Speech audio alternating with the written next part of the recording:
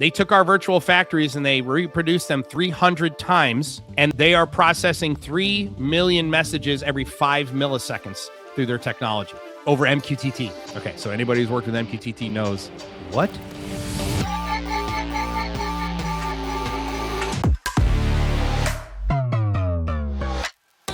Want to go see DADOS, DADOS. I am actually using their technology in my presentation. It's brand new tech. I am using their tech, their tech in my presentation, and they have developed technology that they originally were developing for Apple. Think of it as like, remember when dynamic data exchange was developed, or DCOM. It's basically the protocol that ran inside of Windows to move data around.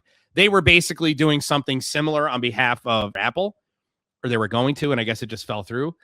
And this technology they developed is MQTT based. This is nuts. They took our virtual factories and they reproduced them 300 times, and they are processing 3 million messages every 5 milliseconds through their technology over MQTT. Okay, so anybody who's worked with MQTT knows what?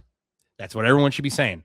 3 million messages every 5 milliseconds. 3 million messages. I'm going to be demoing the technology. I'm using Enterprise A, which is the glass manufacturer, and there's an IS machine in there. That's the section machine. So the way glass is made, you have a batch area where you mix all the ingredients together, including the cullet, which is the recycled glass. You heat that up in the furnace, and then you basically drop a glob into a mold in an IS machine, okay? The bane of glass manufacturing is bubbles and cracks. So when you look at yield, why yield is their big, energy consumption and yield are their two biggest things. My son, Jared, who works at Intellic, he's actually doing part of my Prove It session is him. There's a 10-minute section in there. He built a sick ass demo. Where he is doing energy cost calculations in the IS machine and in the furnace.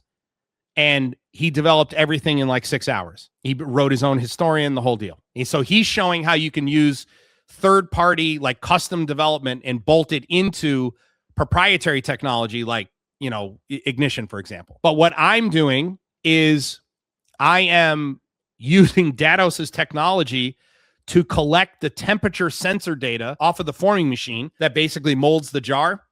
And I am trying to analyze the temperatures in the molds at a rate that they currently can't measure in the PLCs. And then what I'm trying to do is make fine-tune adjustments in the PID loops to reduce bubbling and cracking, which will increase yield in glass. And without DADOS's technology, it wouldn't be possible. So you definitely want to check out DADOS Tech for sure.